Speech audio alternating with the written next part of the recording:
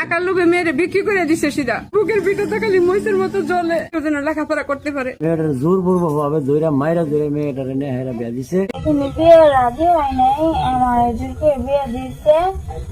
আমি এখানে রাজি হয় নাই দেখে হলো যে আমাকে সবসময় টর্চারিং করে। আমি ক্লাস 3-তে পড়ি, হাজি ব্রিগেড স্কুলে পড়ি। আমার বয়স 11 বছর। আর হলো যে যার কাছে বিয়ে দিচ্ছে ও হলো যে বড়ি বেছে, বড়ি খাইনের সাথে সব জিনিস করে। আর হলো যে 3টা বিয়ে করছে। এখন আমি 4 নম্বর বউ।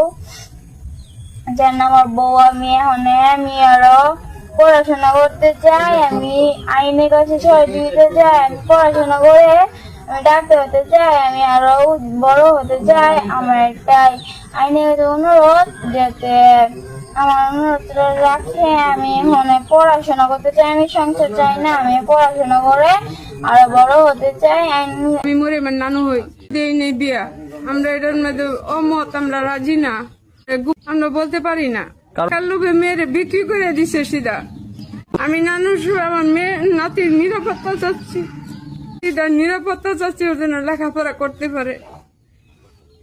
সম্পর্কে ভাগ্নি, আমি হাজি মার্কেট ধনোয়া উত্তরপাড়া বাসা। আমার বয়স 10 থেকে 11 পড়ছে। হাজি মার্কেট ক্লাস 3-তে পড়ে। বালুকা পড়ছে নিয়ে এক কাজেও বেশি নিয়ে বিয়ে পড়া 6 লাখ টাকার বিনিময়ে। ছেলেটা আবার বড়ির ব্যবসা করে।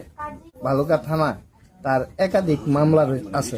ছেলের বয়স হয়েছে 45 আর মেয়ের বয়স হয়েছে মাত্র 10 থেকে 11-তে পড়ছে। আমার হিসেবে আমি আইনের দৃষ্টিতে আপনাদের সহযোগিতা চাই। আপনারা এই বিষয়টা দেখবেন যাতে আমার ভাগ্নির জীবনটা সুন্দর হয়। 15 দিন যাবত এই মেয়েটা স্কুলে যায় না। আর আমাদের সিস্টেম হলো প্রতিদিনই ফোন দেয়। আমরা প্রতিদিনই ফোন দেই, ফোনটা উঠায় না। আজকে আমাদের 2য় সেমিস্টার পরীক্ষা, তখন যখন এই মেয়েটি যায় নাই, তখন আমি বাসায় ফোন দিয়েছি, ফোন উঠায়নি। পরে আমি এলাকার একজনকে জিজ্ঞেস করলাম যে ওই বাসার ফোন উঠায় না কেন। তখন বলো যে ছোট্ট মেয়েটাকে নাকি বিয়ে দিয়ে দিয়েছে। তখন আমি জানতে পেরেছি। তখন আমাকে একটু আগে এসে এক সাংবাদিক জিজ্ঞেস করলো যে এখানে ছোট্ট একটা মেয়ে বিয়ে হয়েছে, আপনি কতটুকু জানেন। তখন আমি তাকে বলেছি হ্যাঁ আমি শুনেছি, কিন্তু আমি দেখিনি এবং জানি না। স্যার আমাকে বাঁচান, আমি লেখাপড়া করতে চাই। আমাকে জোর করে মা বাবা বিয়ে দিয়েছে, আমি ওইখানে যাইতে চাই না। ছেলে নেশা করে, ছেলে আরো 2-3টা বিয়ে আগে করেছে বা নেশার ব্যবসা করে। আমাকে বাঁচান স্যার, না বাঁচাইলে স্যার আমি আত্মহত্যা করব। এই রকম কথা আজকে এই মেয়ে বলতেছে।